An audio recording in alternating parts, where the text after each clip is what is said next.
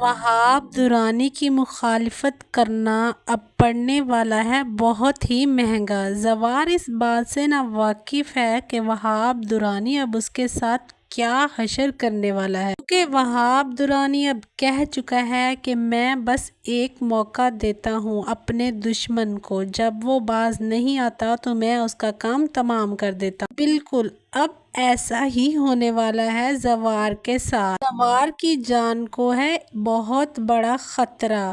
کیا پارس کی جان بچاتے بچاتے زوار اپنی جان ہتھیلی پر لیے پھرتا ہے، پھر اس کو اپنی ہی جان گنوانی پڑ جائے گی۔ پھر کیا ہونے والا ہے زوار کے ساتھ؟ ڈرامہ سیریل محافظ اب ایک خطرناک موڑ لے چکا ہے۔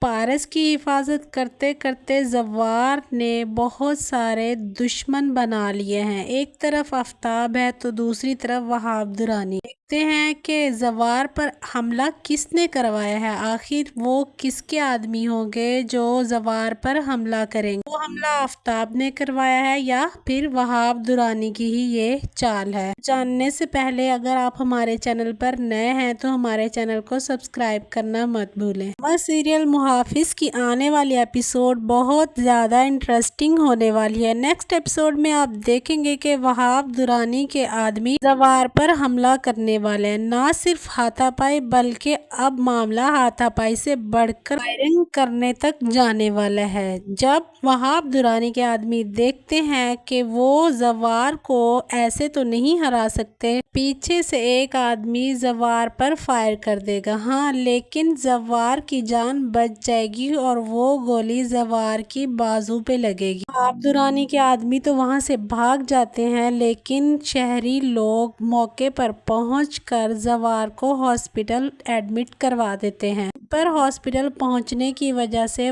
زوار کی جان بچ جائے گی۔ سارا معاملہ تب پیش آتا ہے جب زوار اپنی ڈیوٹی سے فارغ ہو کر واپس اپنے گھر جا رہا ہوتا ہے۔ وہاب درانی کے آدمی اسی طاق میں ہوتے ہیں کہ کب زوار ان کو اکیلے میں ملے اور وہ اس پر حملہ کر دے، بس موقع ملتے ہی وہ اس پر ٹوٹ پڑیں گے۔ دوسری جانب پارس نے بھی زوار کی ناک میں دم کر رکھا ہے، وہ کوئی موقع نہیں جانے دیتی زوار کو نیچا دکھانے کا۔ ایپیسوڈ میں آپ دیکھیں گے کہ جب پارس اپنے دوستوں کے ساتھ آؤٹنگ پر جاتی ہے تو ریسٹورنٹ سے کھانا کھانے کے بعد جب باہر نکلتی ہے تو جان بوجھ کر زوار سے کہے گی کہ میرے شوز گندے ہو گئے ہیں، ان کو صاف کر دو۔ پر زوار کہے گا بیوی دماغ تو ٹھیک ہے نا، میں آپ کا ملازم نہیں ہوں جو آپ کے شوز صاف کرتا پھروں، میں آپ کی انسٹرکشنز نہیں مانتا بلکہ میں آپ کے ڈیڈ کی انسٹرکشنز مانتا ہوں۔ وہ کچھ کروں گا جو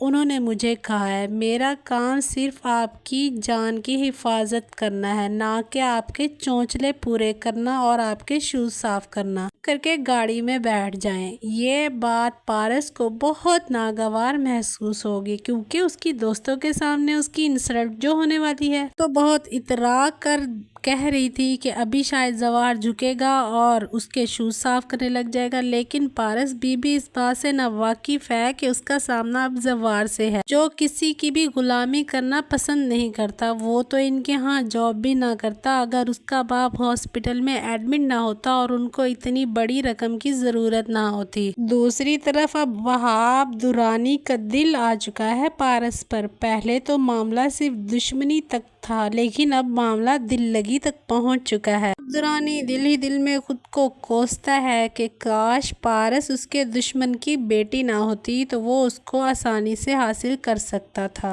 وہاب درانی بھی پیچھے ہٹنے والوں میں سے ہرگز نہیں ہے۔ پارس اپنے دوستوں سے ملاقات کر کے جب فارغ ہوتی ہے تو وہ زوار سے کہتی ہے کہ مجھے قبرستان جانا ہے، مجھے میری ماما سے ملنے جانا ہے، تم مجھے وہاں لے کر جاؤ۔ زوار جب پارس کو قبرستان لے کر جاتا ہے تو وہاں پر وہاب درانی بھی پہنچ جائے گا۔ کیونکہ وہاب درانی تو ہر وقت پارس کو ٹریپ کر رہا ہے کہ وہ کہاں جاتی ہے اور کس سے ملتی ہے، اور موقع دیکھتے ہی وہ اس کے قریب آنے کی کوشش کرتا ہے، لیکن زوار ڈھال بن کر سامنے آ جائے گا اور وہاب درانی سے کہے گا کہ اب تم پارس سے نہیں مل سکتے، میں ایسا ہرگز نہیں ہونے دوں گا۔ یوں وہاب درانی کو بہت زیادہ غصہ آ جائے گا اور وہ وہاب درانی کہے گا کہ تم ایک معمولی سے نوکر، تمہاری جرأت کیسے ہوئی ہے میرے ساتھ بدتمیزی کرنے کی؟ تمہیں یہ بدتمیزی بہت مہنگی پڑنے والی ہے، تم سوچ بھی نہیں سکتے میں تمہارا کیا حشر کروں گا۔ دوسری جانب بذات کچھ حد سے زیادہ ہی زوار پر بھروسہ کرنے لگا ہے۔ یہ بات زوار کو کچھ تشویش میں ڈال دیتی ہے اور وہ پھر بذات صاحب سے پوچھ ہی لیتا ہے کہ مجھ میں بھی کافی کمیاں ہو سکتی ہیں، تو آپ مجھ پر اتنا بھروسہ کیسے کر سکتے ہیں؟ تو یوں باتوں باتوں میں بذات اس سے کہے گا کہ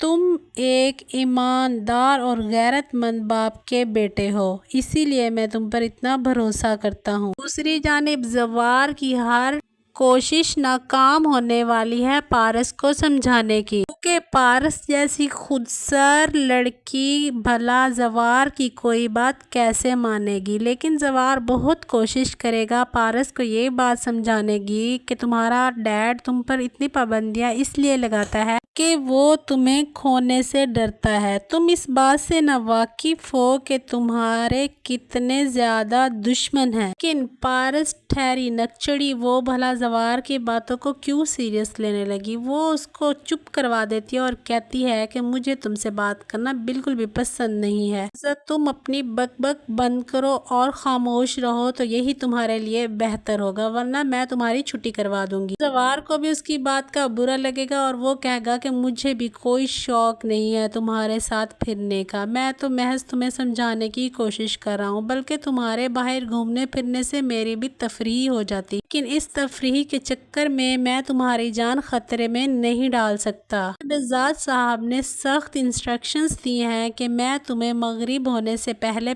گھر لے آیا کروں، پر پارس کو غصے سے جواب دے گی کہ تم کون ہوتے ہو میرے لیے باؤنڈریز قائم کرنے والے، میں جب چاہوں گی جہاں چاہوں گی جاؤں گی، یہ کافی نہیں ہے کہ میں تمہیں دم چھلا بنا کے اپنے ساتھ لیے پھرتی ہوں۔ سب کے بعد جب زوار کی جان خطرے میں ہوگی، یعنی جب اس کو گولی لگتی ہے، تو سب سے پہلے پارس اور بذات اس سے ملنے ہاسپٹل پہنچ جاتے ہیں۔ زوار کی حالت دیکھ کر پارس بہت زیادہ پریشان ہو جائے گی اور اپنے ڈیڈ سے کہے گی مجھے معاف کر دیجئے، یہ سب میری وجہ سے ہوا ہے۔ پارس کے دل میں بھی سافٹ کارنر پیدا ہو جائے گا زوار کے لیے۔ تو ناظرین، آپ کو کیا لگتا ہے کہ اب یہیں سے سٹارٹ ہوگی پارس اور زوار کی لو سٹوری؟ اپنی رائے کے بارے میں کمنٹ میں ضرور بتائیے گا۔ Thanks for watching the video.